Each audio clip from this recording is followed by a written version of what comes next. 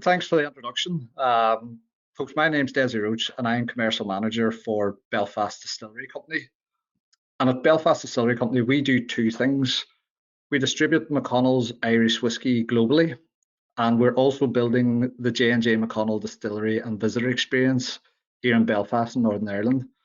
And that distillery and visitor experience will be the home of the McConnell's brand. During this short presentation, I'm going to talk about a bit about a couple of things. Firstly, the brand and where we've got to since we started the business, and then secondly, how we entered the Korean market and how Invest and I were able to support us in doing that. So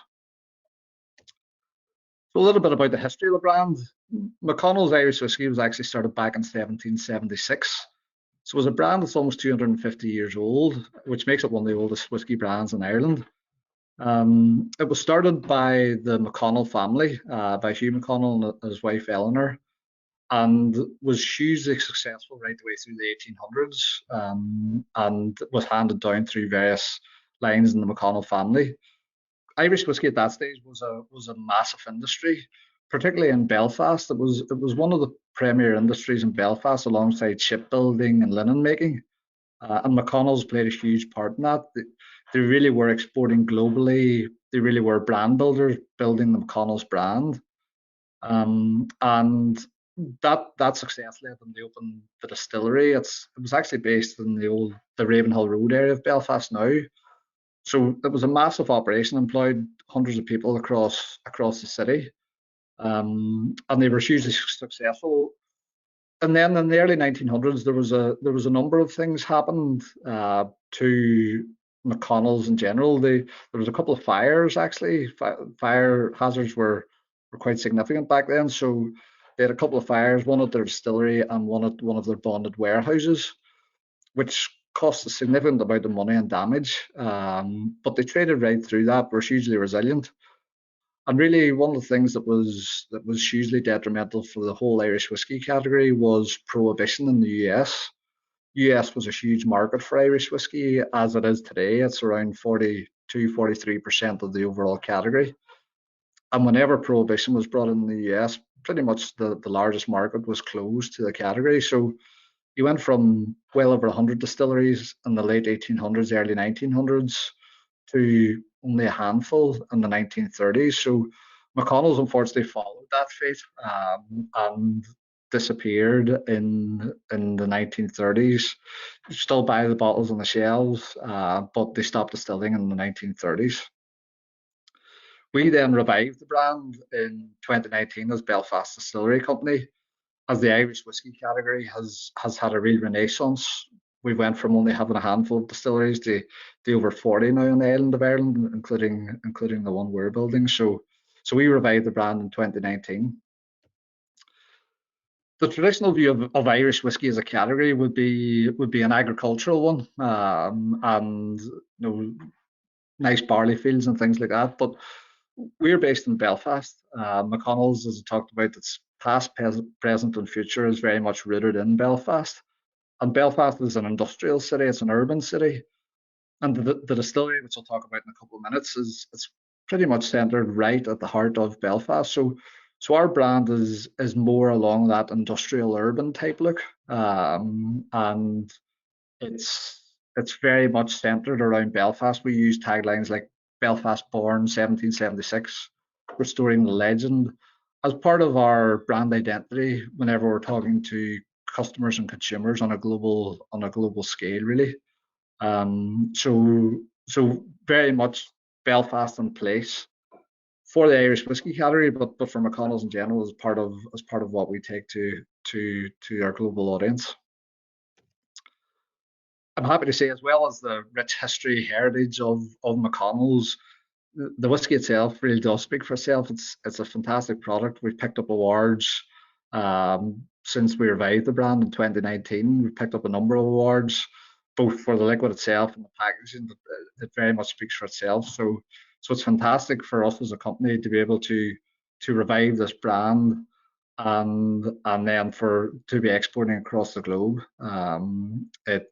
We're very lucky that we can bring that into the 21st century, really. So where have we got to since we revived the brand in 2019? Well, McConnell's now available in over 30 global export markets. Um, in the US, we're available in all 50 states, which is fantastic. I mentioned previously that the US is 42 or 43% of the overall Irish whiskey category. So we're available in all 50 states and have a very strong business there. We're available in 4 provinces in Canada, which is also a big market for Irish whiskey. So North America as a whole, we have a very strong business there. We're available in all the key whiskey markets across Europe, places like Poland, Germany, Holland, places like that. Across into Asia, then we're available in China, Malaysia, and of course in South Korea, which we're here to talk about today. We've just started there as well, which is fantastic. We have a strong business in Australia. We're available in over 1,200 stores in Australia. And I'm delighted to say we've just actually started in South Africa as well. So that's our first venture into Africa. So we've done pretty well. We've developed a strong export business across 30 markets. What I would say as well is our home market here in Ireland is hugely important to us. McConnell's is talked about as a Belfast brand. It's a brand that has started here and we build the brand here. If I can translate McConnell's and its history and the fantastic whiskey product that it is to our own peers and friends here in Ireland, then it's very difficult to do that in places like South Korea or North America or Australia. So the Northern Ireland market and the island of Ireland market is very important for us. And some of the challenges really of growing a global business, I kind of describe it to the team here that the further you go from Belfast, if you take Belfast as the centre of the map, the further you go from there, the more difficult and complicated it can become, and that can be something very easy just as language barrier is a challenge at times. But regulation across the globe, be that for labelling, be that for bottling, all sorts of things is a challenge. No one market is the same really. So it's not copy paste the time, but that keeps us busy. And it's fantastic that we can work with colleagues in InvestNI and in other government agencies to support us in doing that. And it's also about finding the right partner who can help you through those things. So massive challenges, but we're delighted with what we've done so far. I did mention previously that we do 2 things. So as well as developing the brand in all those global export markets, we are building the J&J McConnell Distillery and Visitor Experience. And it's being built at the site of the Crumlin Road Jail, which is in North Belfast, and it's one of the most historic buildings in Northern Ireland. We've taken a 125-year lease on A Wing, so it's going to be a full single malt distillery and visitor experience. We're restoring that building. I mentioned earlier, one of the taglines we use is restoring the legend. So we're restoring the legend of the McConnell's brand, but we're also restoring the legend of this building. It really has so much history, heritage. It's a beautiful building, and we are very carefully restoring it to be the distillery and visitor experience. Then, in terms of visitor experience, we hope and expect to welcome over 100,000 visitors every year to the distillery.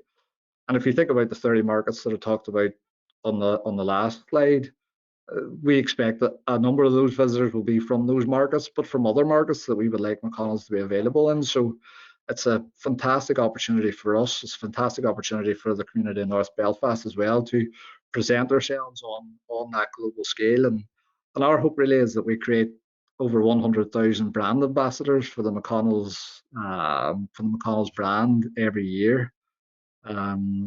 So that's very exciting, and that is scheduled to open in autumn of this year. So construction started around summer last year, and scheduled to open in autumn this year.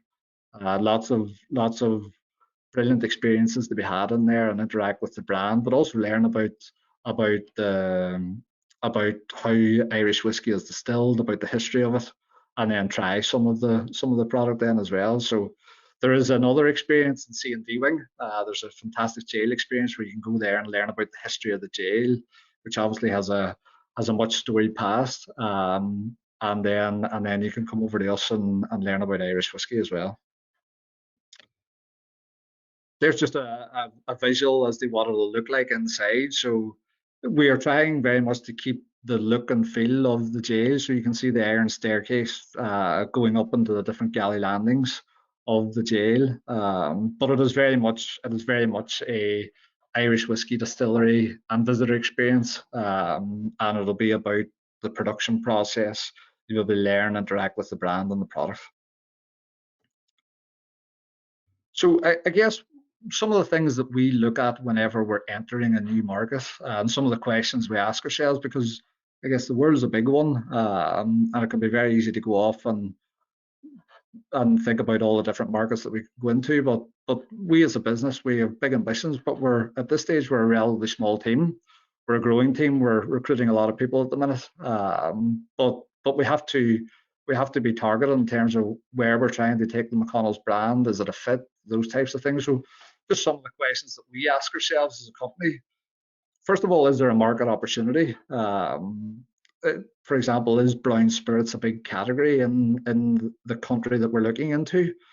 Is the category growing in the market? For example, and whenever I mention category, I'm talking about the Irish whiskey category in general.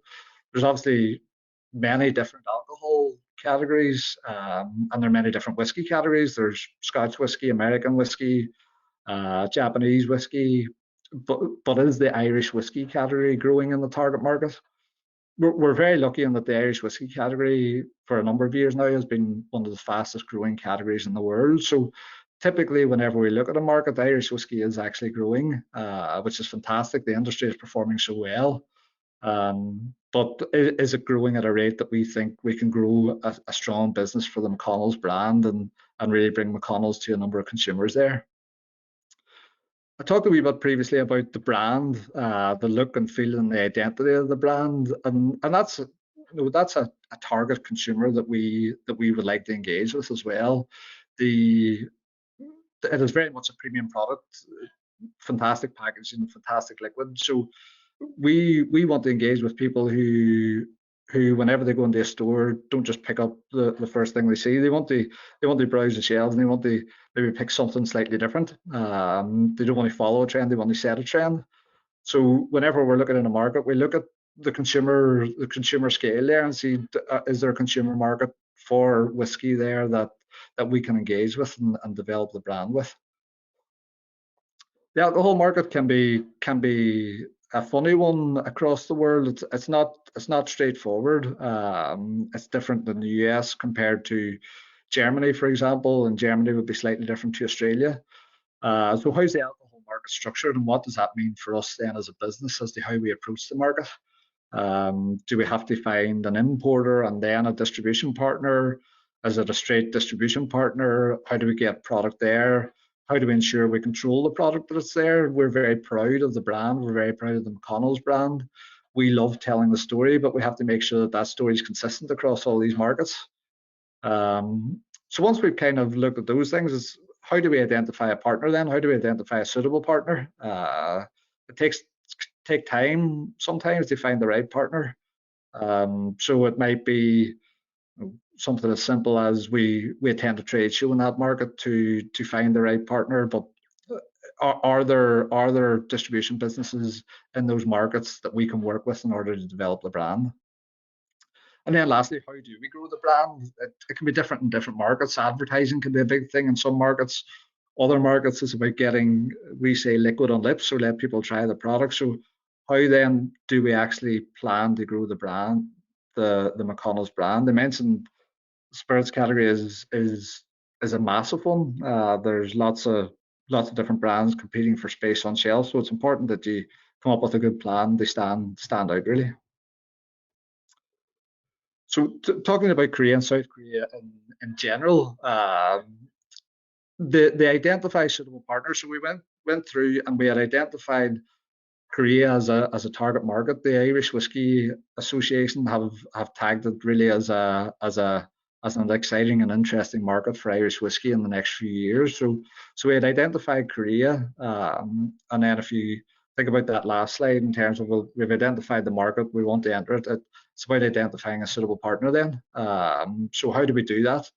Well, I was talking to some of our colleagues in Invest NI here in Belfast, and they mentioned that they were setting up a new office in Seoul, in South Korea. So I was put in contact with the guys there, Susie and David. And the first protocol really was an introductory call to talk through the brand, really tell the guys the story of the McConnell's brand, and then talk a bit about the market and what are some of the criteria we look for in a strong partner. Some of those criteria would be what's their experience in the spirits sector. Spirits sector is largely set up differently. There's the on-trade, which would be bars, restaurants, cafes. Then there's the off-trade, which would be off licenses, supermarkets, hypermarkets, those sorts of things. Then there's online. So does the partner have experience in each of those, and can they access each of those channels? Then what's their size? What scale do they have in terms of the team? And the other thing we look for is the importance and focus they place on building the brand. Irish whiskey is a long game. It has to be matured for at least 3 years to be called Irish whiskey. Our youngest whiskey is 5 years, so after it's distilled, it effectively goes to sleep in a cask for 5 years before it's bottled and people get to enjoy it. So that's you have to be patient in that game. So it takes time to build the brand along with that. So it's very important that you have a plan, and it's very important for us that our partners value the brand and create a plan to develop it. So after I talked to Susie and David, Susie went off and really did a real in-depth research and review into the alcohol market in Korea and identified a list of potential partners. And then really Susie managed it and completed a number of introductory calls with potential partners. And pretty early on, she had identified Golden Blue as an interesting option for us. I then joined and held a number of calls where I explained the brand, gave them an overview, and I guess Belfast Distillery Company's approach. And I concurred that Golden Blue was a real potential partner for us there. So we held a number of discussions over probably a 4 or 5 month period from the first call Susie had with the team at Golden Blue. And I'm delighted to say then that in December this year we finalised our contracts, and product McConnell's Irish Whiskey is currently on its way to Korea and will be on shelves in April time, which is fantastic. I'm delighted. In terms of that time frame, that could be 45 months is probably average. That's probably pretty good. Sometimes it may be a month, sometimes it might be 12 months, 18 months. It just depends in terms of the partners that we're dealing with and the scale and scope of the region that we're dealing with. But it was fantastic and we're delighted. I'm currently planning my first visit over there to meet with the team, really go through the history of the brand, share marketing assets, all those sorts of things, so that we can really develop the brand there. In terms of my experience of working with Invest NI and the support that they can offer, really, in my opinion, is totally invaluable for a business like ours on a number of different levels. Really utilising their local knowledge, they understand the Korean industry, the Korean market, the Korean culture and society, where relationships are really important. So having that support to understand that straight off the bat is vital for a business like ours. The fact that Susie and David were able to go off and complete the scoping exercise to identify a list of partners for myself, that really was a huge thing. Like as I mentioned previously, we're a growing business, but we're a very busy business. We're in 30 markets, so to have someone say, look, I get the brief, go away, put together a list of potential partners, and then managing those initial interactions really is invaluable for us. Particularly, I mentioned the further away you go from Belfast, sometimes the more complicated it becomes. Something as simple as language barrier. We're very lucky that the team at Golden Blue have some fantastic English, but just to be able to, I guess, convey some of my messages in a very clear manner is fantastic. And So whenever we sat down and went through it, then it was a very easy process for me to identify the right partner, which was great. Then I mentioned it took 4 or 5 months. There's a lot of back and forward in that period of time. There's a huge amount of information sharing. There's a huge amount of planning. One of the items that came out of the planning sessions was a 3-year brand plan, and I'll not share that with you now because it'll take a lot longer than 10 or 15 minutes. But it was a huge document, really in depth, and the only way we were really able to create that was with the support of the Invest in I team over there. And then one thing that I'd be keen to stress is I'm looking forward to working with the team there on an ongoing basis now, where it's fantastic that we've developed an opportunity for the brand in South Korea. We've shipped product, but I mentioned it takes time to build a brand. It takes time, effort, and lots of work from all sides. So the opportunity to work with the Invest NI team now at the next stage to develop a brand, supporting events, all those sorts of things is a great one for us.